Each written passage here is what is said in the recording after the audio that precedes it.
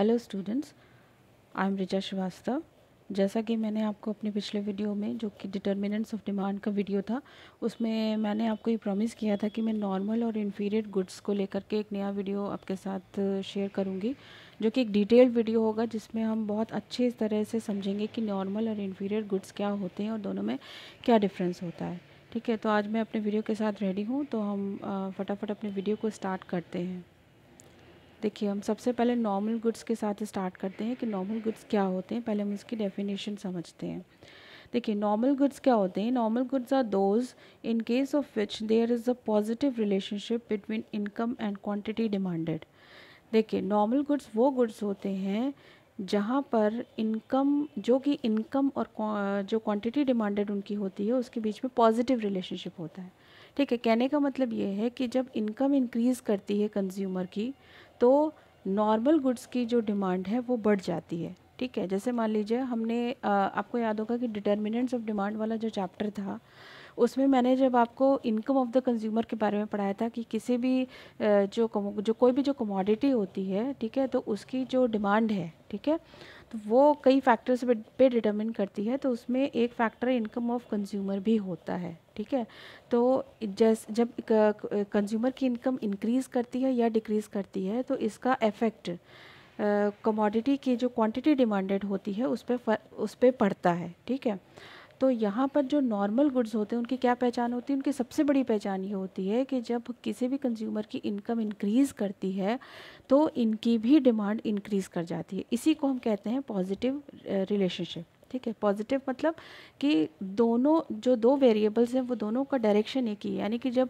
एक बढ़ रहा है तो दूसरा भी बढ़ रहा है, एक घट रहा है तो दूसरा भी घट रहा है। ठीक है, तो यहाँ पे हमारे दो वेरिएबल्स क्या हैं, एक इनकम है और एक है quantity demanded of the commodity.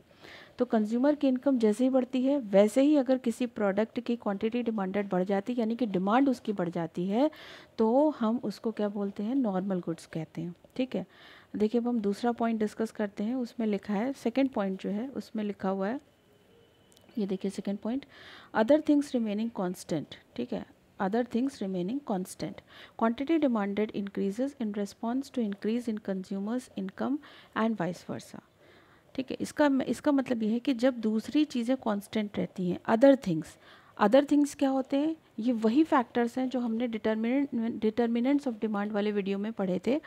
यानी कि देखिए, ऐसे बहुत से फैक्टर्स होते हैं जो कि डिमांड को अफेक्ट करते हैं, उसके ऊपर असर डालते हैं। ठीक है, तो यहाँ पर हमारा जो फैक्टर है वो है इनकम यानी कंज्यूमर की इनकम। ठीक है, तो यहाँ पे जो बाकी जो दूसरे फैक्टर्स हैं वो कांस्टेंट रहेंगे। बाकी दूसरे फैक्टर्स हमने कौन कौन से पढ़े थे, जैसे कि प्राइसेस ऑफ द कमोडिटी। ठीक है, यानी कि कमोडिटी की खुद की प्राइसेस। ठीक, फिर प्राइसेस ऑफ रिलेटेड गुड्स। ठीक, यानी कि कॉम्प्लीमेंट्री और सब्सटीट्यूट गुड्स हैं, उनकी प्राइसेस हैं।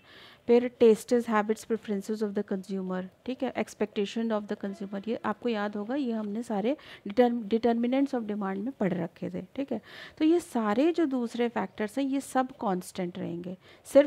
सिर्फ हम यहाँ पर किसको देखेंगे, कौन सा फैक्टर चेंज हो सकता है, इनकम ऑफ द कंज्यूमर। ठीक है, यानी बाकी सारे जो फैक्टर्स जो डिमांड पे जो इफेक्ट डालते हैं वो सारे फैक्टर्स कांस्टेंट हो जाएंगे। और यहाँ पर डिमांड सिर्फ किसके मुताबिक चेंज होगी, किसके अकॉर्डिंग चेंज होगी, इनकम ऑफ द कंज्यूमर के अकॉर्डिंग। और वो क्या चेंज हो रही है, यानी कि जैसे ही इनकम बढ़ेगी तो वैसे ही इन गुड्स की, यानी नॉर्मल गुड्स जो होंगे उनकी डिमांड भी बढ़ जाएगी। और जैसे ही कंज्यूमर की इनकम रिड्यूस होगी, वैसे ही इनकी डिमांड भी रिड्यूस हो जाएगी। ठीक है, अब हम अपना थर्ड पॉइंट देखते हैं। ये वही पॉइंट है, देखिए इसमें लिखा है इनकम इफेक्ट इज़ पॉजिटिव। तो ये वही मतलब है कि इनकम इफेक्ट इज़ पॉजिटिव का मतलब है कि income of the consumer and the quantity demanded of a product is directly proportional to each other. यानी कि दोनों में एक ही जैसा रिलेशनशिप है, पॉजिटिव रिलेशनशिप है, यानी कि एक बढ़ेगा तो दूसरा भी बढ़ेगा। कंज्यूमर की इनकम बढ़ेगी तो quantity demanded of the normal goods भी बढ़ते हैं। ठीक है, नेक्स्ट है YED। नेक्स्ट पॉइंट हमारा है YED is equal to positive. ये भी वही चीज़ है, इनकम इलास्टिसिटी ऑफ डिमांड है। इनकम इलास्टिसिटी ऑफ डिमांड भी पॉजिटिव होता है। अब देखिए ये जो पॉइंट है, इस पॉइंट को हम आगे डिस्कस करेंगे जब मैं आपके साथ cross elasticity of demand discuss करूँगी। ठीक है, तो ये जो इलास्टिसिटी वाला टॉपिक है ये अपने में एक बहुत ही लेंदी टॉपिक है, जिसके लिए मैं एक अलग से वीडियो बनाऊंगी इलास्टिसिटी ऑफ डिमांड का। तो जिसमें जब मैं उसमें क्रॉस इलास्टिसिटी आपके साथ डिस्कस करूँगी तब मैं इस पॉइंट को अच्छे से एक्सप्लेन कर दूँगी। अभी आप बस इतना समझिए कि वाईडी इसका पॉजिटिव होता है, यानी कि इनकम इलास्टिसिटी किसी भी प्रोडक्ट की जो है वो पॉजिटिव होती है। यानी कुल मिला के इसका कहने का मतलब यही है कि जब इनकम इंक्रीज़ करती है तो ये जो नॉर्मल गुड्स होते हैं इनकी डिमांड भी इंक्रीज़ करती है, और जब इनकम डिक्रीज़ करती है तो इनकी डिमांड भी डिक्रीज़ कर जाती है। लास्ट पॉइंट है नॉर्मल गुड्स मे और may not be the essentials of life. देखिए नॉर्मल गुड्स जो होते हैं वो एसेंशियल्स ऑफ लाइफ हो सकते हैं, हो भी सकते हैं, नहीं भी हो सकते हैं, मे और मे नॉट भी लिखा है। ठीक है, तो एसेंशियल्स मतलब होता है जो बेसिक नेसेसिटीज़ होती हैं लाइफ की। ठीक है, अब जैसे मान लीजिए मैं आपको एग्जांपल देती हूँ चॉकलेट्स का। ठीक है, तो जैसे ही कंज्यूमर की इनकम इंक्रीज़ करती है, ठीक है, तो वो चॉकलेट्स लेने लगता है। ठीक है, लेकिन चॉकलेट कोई नेसेसिटी तो नहीं है लाइफ की। ठीक है, लेकिन इनकम के इंक्रीज़ करने से चॉकलेट की डिमांड भी इंक्रीज़ कर रही है, तो इसका मतलब ये कौन सा गुड हो गया, नॉर्मल गुड हो गया। लेकिन ये नेसेसिटी ऑफ लाइफ नहीं है। ठीक है, आप चॉकलेट के बिना भी जिंदा रह सकते हैं। This it is not the basic necessity of life. ठीक, ये एसेंशियल्स ऑफ लाइफ। और लास्ट जो हमारा पॉइंट है बहुत ही इंपॉर्टेंट टॉपिक है, it always follow law of demand. देखिए लॉ ऑफ डिमांड जो होता है इसका मैं एक अलग से वीडियो बनाऊंगी, और इसको ये क्योंकि अपने में ये एक फुल फ्लेज्ड टॉपिक है थ्योरी ऑफ डिमांड चैप्टर का। ठीक है, लेकिन यहाँ पे अभी मैं शॉर्ट में आपको बस इतना समझा रही हूँ कि देखिए नॉर्मल गुड्स वो गुड्स होते हैं जो कि लॉ ऑफ डिमांड को फॉलो करते हैं। कहने का मतलब क्या है, लॉ ऑफ डिमांड क्या होता है, लॉ ऑफ डिमांड का मतलब ये होता है कि प्राइस और जो क्वांटिटी डिमांडेड होती है किसी भी कमोडिटी की, ठीक है, उसमें इन्वर्स रिलेशनशिप होता है। यानी कि जैसे किसी भी कमोडिटी की, ठीक है, अगर प्राइस इंक्रीज़ कर रही है तो उसकी डिमांड डिक्रीज़ करेगी, और अगर उसकी प्राइस डिक्रीज़ कर रही है तो उसकी डिमांड इंक्रीज़ कर जाएगी। ठीक है, तो ये होता है लॉ ऑफ डिमांड। ठीक है, तो लॉ ऑफ डिमांड को ये फॉलो करता है, यानी नॉर्मल गुड्स वो गुड्स होते हैं जो लॉ ऑफ डिमांड को फॉलो करते हैं। यानी कि नॉर्मल गुड्स की जो प्राइस होती है, ठीक है, और जो नॉर्मल गुड्स की डिमांड होती है उन दोनों में इन्वर्स रिलेशनशिप होता है, उल्टा रिलेशनशिप होता है। जैसे मान लीजिए मैंने आपको चॉकलेट का एग्जाम्पल दिया, तो इसका मतलब ये हो कि चॉकलेट की अगर प्राइसेस घटेंगी तो उसकी डिमांड बढ़ जाएगी, और अगर चॉकलेट की प्राइसेस बढ़ जाएंगी तो उसकी डिमांड घट जाएगी। ठीक है, तो ये होता है लॉ ऑफ डिमांड। ठीक, तो नॉर्मल गुड्स वो गुड्स होते हैं जो कि हमेशा लॉ ऑफ डिमांड को फॉलो करते हैं। ठीक, यानी कि नॉर्मल गुड्स की प्राइसेस और नॉर्मल गुड्स की डिमांड के बीच में इन्वर्स रिलेशनशिप होता है। ठीक है, अब हम अपने नेक्स्ट टॉपिक की तरफ बढ़ते हैं। ठीक है, अब हम इसके एग्जांपल्स देख लेते हैं जिससे कि आपको क्लियर हो जाएगा कि नॉर्मल गुड्स क्या होते हैं। नॉर्मल गुड्स देखिए लिखा है ऑर्डिनरी ब्रॉडबैंड। ठीक है, नॉर्मल गुड्स में आ जाएगा ऑर्डिनरी ब्रॉडबैंड। ऑर्डिनरी ब्रॉडबैंड जैसे कि लोकल ब्रॉडबैंड है। ठीक है, जैसे क्या नाम से बहुत सारे छोटे छोटे ब्रॉडबैंड्स चलाते हैं, जैसे हमारे एरिया में सिक्का ब्रॉडबैंड चलता है। ठीक है, एक रिच्चा करके भी एक ब्रॉडबैंड चलता है। तो बहुत सारी छोटे छोटे ब्रॉडबैंड्स होते हैं। ठीक है, और जो बहुत बड़े ब्रॉडबैंड है वो जैसे आपके एयरटेल हो गए, रिलायंस के हो गए, ये बड़े हैं। तो ये जो बड़े वाले होते हैं जो ब्रांडेड होते हैं ये नॉर्मल गुड्स में नहीं होते, ये लग्जरी में आ जाते हैं। ठीक है, ऑर्डिनरी ब्रॉडबैंड जो लोकल ब्रॉडबैंड्स हमारे यहाँ जो सर्विसेज देते हैं वो जो छोटे छोटे एरिया को कवर करते हैं वो नॉर्मल गुड्स में आते हैं। एक्सपेंसिव कार, ठीक है, अब जैसे कोई भी जैसे कार है तो वो इसमें इसका एग्जांपल होती है नॉर्मल गुड्स की। जैसे ही देखिए इनकम बढ़ती है कंज्यूमर की वैसे ही वो कार खरीदने की कोशिश करता है। ठीक है, अब उसके बाद हॉलीडेइंग का मतलब है कि जैसे कि अगर आप जैसे कंज्यूमर की इनकम बढ़ती है, ठीक है, तो पहले जैसे मान लीजिए पहले कंज्यूमर की इनकम कम है, ठीक है, तो वो अपनी बेसिक नेसेसिटीज़ को ही में ही घिरा रहता है, बेसिक नेसेसिटीज़ को ही फुलफ़िल करना चाहता है। लेकिन जैसे ही उसकी इनकम इंक्रीज़ करती है तो वो बाहर हॉलीडे मनाने के लिए जा सकता है। ठीक है, नेक्स्ट है इलेक्ट्रॉनिक्स। ठीक है, इनकम के इंक्रीज़ करने पे इलेक्ट्रॉनिक्स की डिमांड पे बेहद असर पड़ता है।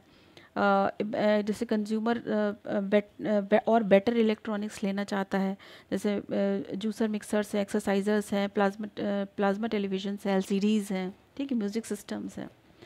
इसी तरीके से कंज्यूमर जो है वो ब्रांडेड क्लोथ्स मॉल्स वगैरह से ख़रीद सकता है। ठीक है, एक्सपेंसिव हाउसेस हैं वो हाउसेस की तरफ देख सकता है। जो इनकम के इंक्रीज़ होने पे हम क्या करते हैं, या जो कंज्यूमर्स होते हैं वो हाउसेस को ख़रीद सकते हैं, उसकी ईएमआईज़ को पे कर सकते हैं, उसका डाउन पेमेंट कर सकते हैं। इसी तरीके से private taxis like Ola and Uber, देखिए जैसे अगर पहले जैसे कंज्यूमर की इनकम कम होती है तो वो पब्लिक ट्रांसपोर्ट लेता है, जैसे बस से जाएगा, ऑटो से जाएगा, रिक्शा से जाएगा। लेकिन जब वो थोड़ा सा उसकी इनकम में इंक्रीज़ करता है तो उसकी जो डिस्पोजेबल इनकम होती है वो बढ़ जाती है, यानी वो खर्च कर सकता है चीज़ों को, उसके पास पैसे आ जाते हैं, परचेजिंग पावर आ जाती है।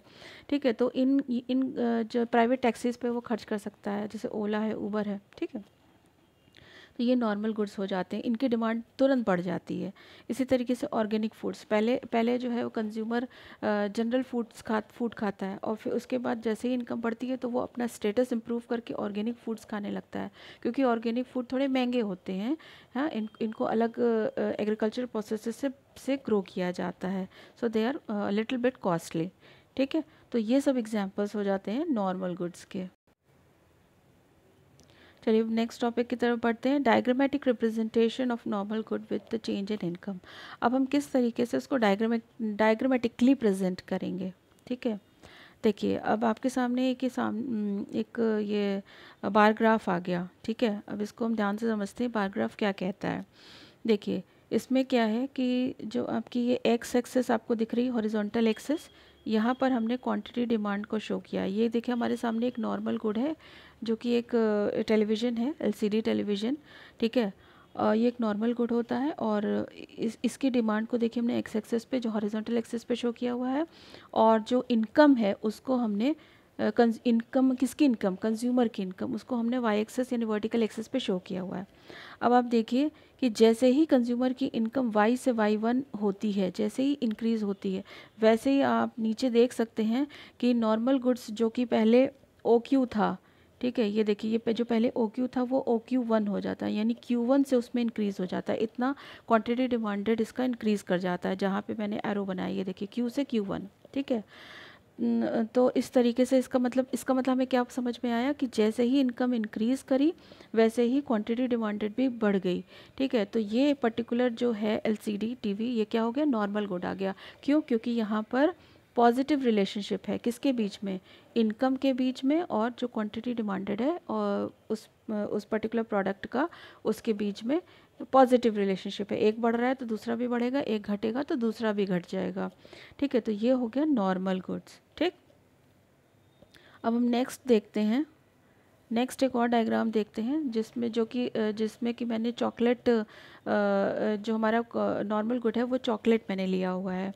ठीक है, अब देखते हैं इसमें किस तरीके से ये डायग्राम काम करता है। ये देखिए इसमें मैंने क्या किया हुआ है, ये देखिए जो पहला वाला जो आपका डायग्राम है, फर्स्ट वाला, इसमें भी देखिए मैंने एक्स एक्सेस पर नंबर ऑफ़ चॉकलेट लिया है, और जो वाई एक्सेस है वो प्राइस है। ठीक है, ये वाई एक्सेस है,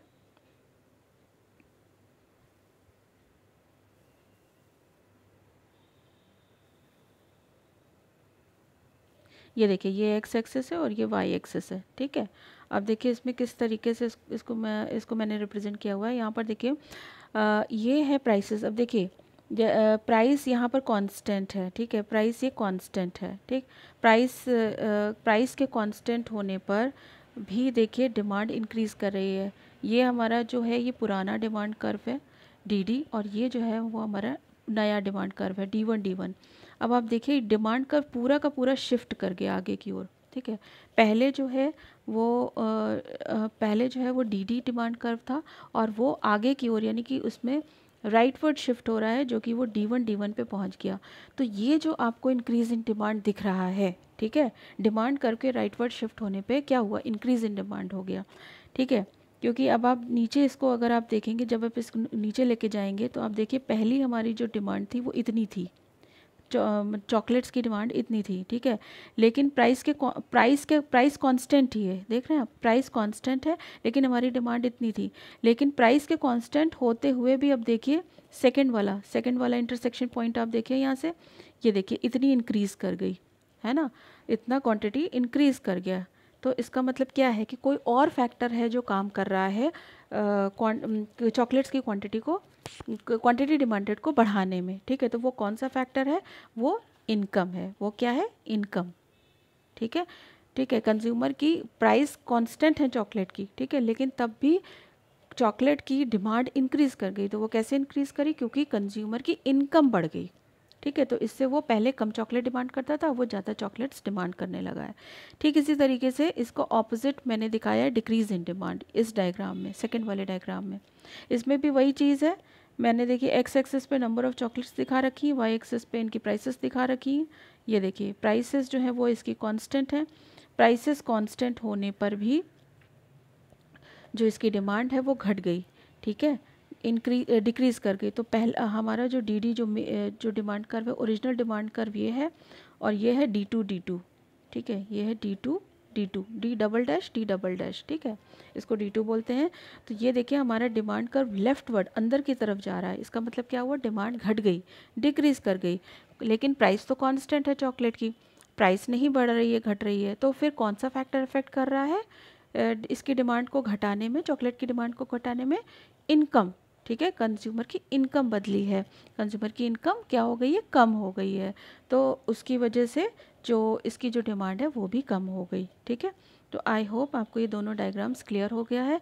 अब लास्ट में मैं इस वीडियो के लास्ट में मैं आपको बताऊंगी कि इन दोनों को बोलते क्या हैं, इन दोनों डायग्राम्स को क्या बोलते हैं, ठीक है, आप इसको कैसे रिप्रेजेंट करेंगे ये इसको मैं अभी, आप बस इन दोनों डायग्राम्स को अच्छे से समझ लीजिए, ठीक है। चलिए अब हम नेक्स्ट टॉपिक की तरफ बढ़ते हैं। देखिए इसमें भी, इस डायग्राम में भी मैंने वही चीज़ आपको बता रखी है, सेम वही चीज़ मैंने इसमें बता रखी है। ये देखिए प्राइस है, ये नॉर्मल जो नेसेसिटी है उसकी उसका ही डिमांड कर्व है। यहाँ पे देखिए इसकी प्राइसेस हैं, जो कि प्राइसेस कांस्टेंट रखी है मैंने, और यहाँ पे देखिए इसकी क्वांटिटी डिमांडेड दे रखी है। ये जो पर्टिकुलर क्वांटिटी है उसकी क्वांटिटी डिमांडेड है। अब आप देखिए प्राइसेस सेम है, प्राइसेस कांस्टेंट है, प्राइसेस कांस्टेंट होने पे भी इसकी डिमांड देखिए इंक्रीज़ कर गई। डिमांड जो है वो शिफ्ट कर रही है, ठीक है, राइटवर्ड शिफ्ट कर रही है। अब देखिए प्राइस कांस्टेंट है, प्राइस कांस्टेंट होने पे पहले जो डिमांड है वो इतनी थी, ठीक है, यानी अगर हम इसको ओ नाम दे दें तो OY1 थी, ठीक।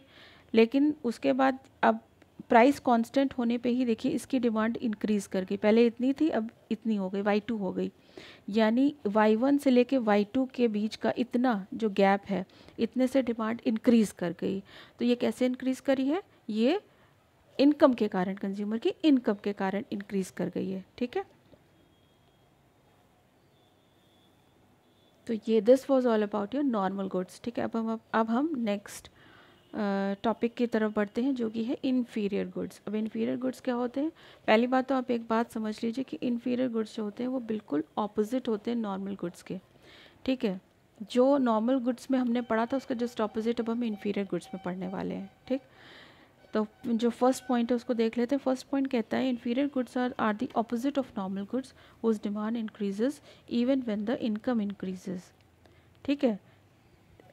N inferior good is one whose demand drops when people's income rise। देखिए यहाँ पर गलती से यहाँ पे इंक्रीजेस लिख गया, यहाँ पे इंक्रीजेस नहीं होगा, यहाँ पे डिक्रीजेस होगा, ठीक है। तो ये यहाँ पे मैंने करेक्ट कर दिया है, ठीक है। तो देखिए इन्फीरियर गुड में जब मैंने आपको अभी तुरंत बताया कि दोनों जो गुड्स होते हैं वो आपस में बिल्कुल ऑपोजिट होते हैं, ठीक है। तो नॉर्मल गुड्स का जस्ट ऑपोजिट इन्फीरियर गुड होता है कि इनके में क्या होता है कि इनमें इनकम ऑफ द कंज्यूमर और जो क्वांटिटी डिमांडेड होती है इन्फीरियर गुड की, इनके बीच में इन्वर्स रिलेशनशिप होता है, नेगेटिव रिलेशनशिप होता है।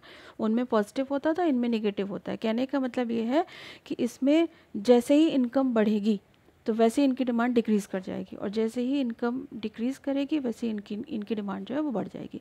यानी जस्ट ऑपोजिट रिलेशनशिप होता है, उल्टा रिलेशनशिप होता है। देखिए सेकंड पॉइंट पे ये क्लियर हो गया है। An inferior good is one whose demand drops when people's income rise. जैसे ही इनकी जो पीपल की जो इनकम होता है, यानी जो कंज्यूमर की जो इनकम होती है, वो जैसे ही उसमें राइज होता है वैसे इनकी डिमांड ड्रॉप कर जाती है, ठीक है। नेक्स्ट लास्ट पॉइंट पढ़ लेते हैं। Inferior goods are goods that we would expect to sell more of during a recession और economic downturn. This is because they are relatively cheap and during recessions income is reduce, so people want to buy cheaper goods. Example of this include second hand items and supermarket own brands. देखिए बहुत ही important point है इसको समझने के लिए। देखिए inferior goods में क्या होता है, क्योंकि इन्फीरियर गुड्स सस्ते होते हैं, ठीक है, तो जैसे ही कंज्यूमर की इनकम घटती है तो उसके पास फिर ज़्यादा डिस्पोजेबल इनकम नहीं बचती, यानी कि उसके पास पैसे कम हो जाते हैं, उसकी परचेजिंग पावर कम हो जाती है। तो वो क्या करता है, सस्ते प्रोडक्ट्स को ढूंढने लगता है, सस्ते सब्सटीट्यूट्स को ढूंढने लगता है। यानी जो वो पहले वो नॉर्मल गुड्स का इस्तेमाल कर रहा था क्योंकि उसकी इनकम हाई थी, जब इनकम उसकी लो होती है तो वो उन्हीं गुड्स का सब्सटीट्यूट ढूंढने लगता है, ठीक है। जैसे पहले वो ब्रांडेड क्लोथ्स को यूज़ करता था, तो अब वो लोकल गुड्स को, लोकल क्लोथ्स को इस्तेमाल करेगा। तो इस तरीके से हम नॉर्मल गुड्स को समझ सकते हैं। अब देखिए क्या होता है जनरली, जैसे इन्फीरियर गुड्स का इस्तेमाल तब ज़्यादा हो जाता है जब किसी भी कंट्री में रिसेशन आता है या इकोनॉमिक डाउनफॉल होता है। तो उस समय क्या होता है कि उस समय जनरली लोगों की इनकम कम हो जाती है, ठीक है, उनकी डिस्पोजेबल इनकम कम हो जाती है, यानी उनके पास खर्च करने के लिए पैसे कम बचते हैं। तो ऐसे केसेस में क्या होता है कि जनरली कंज्यूमर्स क्या होते हैं कि वो अपने जो भी गुड्स वो इस्तेमाल करते थे उसका सब्स्टिट्यूट ढूंढने लगते हैं, यानी उसका सस्ता चीप जो सब्स्टिट्यूट है वो ढूंढने लगते हैं, ठीक है। जैसे कि पहले वो कोई एक्सपेंसिव कार में जाते थे, तो अब वो उसको इतना एफर्ट नहीं कर पा रहे, उसको मेंटेन नहीं कर पा रहे, तो वो सस्ती कार ले लेते हैं। इस तरीके से करके उसको वो इस्तेमाल करते हैं, ठीक है। तो ये होते हैं इन्फीरियर गुड्स, ठीक है। तो ये तो हो गया आपका इसकी डेफिनेशंस, ठीक। कुछ और पॉइंट्स जो कि इसको इम्पॉर्टेंट बनाते हैं वो हम डिस्कस कर लेते हैं। जैसे है इनकम इफ़ेक्ट इज़ नेगेटिव, ठीक है। अब इनकम इफ़ेक्ट नेगेटिव का क्या मतलब होता है, देखिए नेगेटिव का ये मतलब होता है कि दोनों के बीच में, किसके दोनों के बीच में, income of the consumer and demand of inferior goods, इनके बीच में उल्टा रिलेशनशिप होता है, ऑपोजिट, एक बढ़ेगा तो दूसरा घटेगा, ठीक है, इस तरीके से होता है। नेक्स्ट पॉइंट लिखा है, they are the essentials of life, that's why people buy inferior goods largely, ठीक है। अब जैसे हमने नॉर्मल गुड्स में पढ़ा था, उसमें क्या पढ़ा था, उसमें ये पढ़ा था कि normal goods essentials of life हो भी सकते हैं, नहीं भी हो सकते हैं, लेकिन inferior goods essentials of life होते हैं। यानी कि अब आपने मान लीजिए एक सस्ता ब्रांड आपने यूज़ किया, ठीक है। मान लीजिए आप कुछ कोई ब्रांडेड क्लोथिंग पहन रहे थे, ठीक है। अब वो आप नहीं पहन पा रहे, आपकी इनकम रिड्यूस हो गई, अब आप नहीं पहन पा रहे, तो अब आप क्या करेंगे, अब आप सस्ते सस्ते कोई क्लोथ्स ढूंढेंगे, लोकल मार्केट से खरीदेंगे, मॉल से नहीं खरीदेंगे, है ना। तो क्या, लेकिन क्या ऐसा भी हो सकता है कि आप क्लोथ्स के बिना रहें, ऐसा तो पॉसिबल नहीं है, तो एसेंशियल्स ऑफ लाइफ है। इसी तरीके से खाने में भी ये चीज़ है, पहले आप ऑर्गेनिक फूड्स खरीदते थे, जब आपकी इनकम रिड्यूस हो गई तो आप ऑर्गेनिक फूड तो नहीं खाएंगे लेकिन नॉर्मल फूड तो खाएंगे ना। वो तो इस वजह से हम कहते हैं कि जो इन्फीरियर गुड्स हैं वो एसेंशियल्स ऑफ लाइफ होते हैं, ठीक है, बेसिक नेसेसिटीज़ ऑफ लाइफ होते हैं। लास्ट पॉइंट है जो कि बहुत ही इंपॉर्टेंट पॉइंट है, उसको ध्यान से आपको समझना है। इसमें ये कह रहा है कि लॉ ऑफ डिमांड में फेल, देयर मे और may not be N inverse relationship between own price of the commodity and quantity demanded. अब देखिए लॉ ऑफ डिमांड में फेल, यानी कि लॉ ऑफ डिमांड इस ज़रूरी नहीं कि इन्फीरियर जो गुड्स होते हैं वो लॉ ऑफ डिमांड को पास कर ले जाएं। लॉ ऑफ डिमांड क्या कहता है, ये थ्योरी क्या कहती है, ये कहती है कि किसी भी प्रोडक्ट की जो प्राइस है और जो उसकी डिमांड है उनके बीच में उल्टा इन्वर्स रिलेशनशिप होता है। तो ज़रूरी नहीं कि जो इन्फीरियर गुड है उनकी डिमांड और उनकी जो प्राइस है उसमें इन्वर्स रिलेशनशिप हो ही, ठीक है, ऐसा नहीं हो सकता। अब जैसे मैं आपको एग्जांपल देती हूँ नमक का, सॉल्ट। देखिए सॉल्ट की प्राइसेस जो होती हैं वो चाहे घटे चाहे बढ़े, लेकिन सॉल्ट को अपनी उपयोगिता से ज़्यादा कोई भी पर्सन कंज्यूम नहीं कर सकता, एक लिमिट होती है, उससे ज़्यादा वो कंज्यूम नहीं कर सकता। इसलिए सॉल्ट की प्राइसेस चाहे बढ़ती हैं चाहे घटती हैं, उसकी डिमांड पे कोई असर नहीं पड़ता है, ठीक है। तो सॉल्ट जो हो गया वो एक ऐसा इन्फीरियर गुड है जो कि आपको ये बताता है कि वो उसके ऊपर लॉ ऑफ डिमांड एप्लीकेबल नहीं होता हो, और कोई ऐसे भी प्रोडक्ट्स होते हैं जिनके ऊपर लॉ ऑफ डिमांड एप्लीकेबल होता है, ठीक है। तो जैसे मैंने आपको नॉर्मल गुड्स के बारे में बताया था कि नॉर्मल गुड्स ऐसे गुड्स होते हैं जिनके ऊपर लॉ ऑफ डिमांड 100% अप्लाई होता है, यानी उनकी प्राइसेस और उनकी डिमांड के बीच में इन्वर्स रिलेशनशिप होता ही होता है। लेकिन जो इन्फीरियर गुड्स होते हैं उनके ऊपर लॉ ऑफ डिमांड अप्लाई हो भी सकता है, नहीं भी हो सकता है, ठीक है। तो आई होप आपको इन्फीरियर गुड्स के बारे में डिटेल्ड व्यू मिल गया होगा। अब हम इसके एग्जाम्पल्स डिस्कस कर लेते हैं। देखिए एग्जाम्पल्स में होते हैं बेसिक फ़ोन्स, ठीक है, जो बेसिक बिल्कुल फ़ोन्स होते हैं, बहुत मतलब स्टैंडर्ड क्वालिटी के फ़ोन्स नहीं हो, जो नॉर्मल जो फ़ोन्स आ जाते हैं एक जिससे कि एक पर्टिकुलर कंज्यूमर का काम चलता रहे, वो इन्फीरियर गुड्स में आते हैं। फिर रेगुलर क्लोथिंग हमारी जो होती है, जो कि जनरल लोकल मार्केट से हम खरीदते हैं जो कपड़े। चीप ग्रोसरीज होती है, जैसे फ्रोज़न फूड है, कैन फूड है, इंस्टेंट नूडल्स है, फास्ट फूड हो गया। फिर है public transportation, second hand clothes होते हैं। सेकंड हैंड का आपने देखा बहुत बड़ा मार्केट है इंडिया में। सेकंड हैंड चाहे कार हो, फर्नीचर हो, क्लोथ्स हो, ठीक है। और इसके लिए तो देखिए बहुत सारी वेबसाइट्स पे, ओएलएक्स वगैरह जो वेबसाइट्स हैं वो इसी के लिए ही बनी हुई हैं, सेकंड हैंड प्रोडक्ट्स के लिए, है ना। और उसके बाद हो गया आपका सीरियल्स है, जैसे मेज़ है, कोर्स ग्रेन, मोटे जो अनाज होते हैं। तो ये सारी चीज़ें वो इन्फीरियर गुड्स होती हैं जिसको जो कंज्यूमर होता है वो तब डिमांड करता है जब उसकी इनकम लो होती है, ठीक है। और जैसे ही कैश कंज्यूमर की इनकम इंक्रीज़ कर जाती है तो वैसे ही वो इन गुड्स को छोड़ करके कहाँ शिफ्ट हो जाता है, नॉर्मल गुड्स पे शिफ्ट हो जाता है, ठीक है। तो अब हम इनका भी डायग्रामेटिक रिप्रेजेंटेशन देख लेते हैं। देखिए, अब हम फर्स्ट इसका जो डायग्राम है इसको डिस्कस कर लेते हैं। इसमें देखिए क्या बना हुआ है। देखिए ये जो पहला डायग्राम है इसमें ये देखिए ब्लैक एंड वाइट टीवी का दिया हुआ है। ब्लैक एंड वाइट देखिए, जो टीवी है उसकी मैंने डिमांड को एक्स एक्सेस पे रख रखा है और जो उसकी जो कंज्यूमर की इनकम है उसको वाई एक्सेस पे रख रखा है। अब आप देखिए कि इसमें जैसे ही कंज्यूमर की इनकम इंक्रीज़ करी है, देखिए वाई से वाई 1 हो गई इनकम, तो वैसे ही ब्लैक एंड वाइट टीवी की जो डिमांड थी वो कम हो गई। वो ये देखो क्यू से Q1 हो गई, अंदर की तरफ चली गई।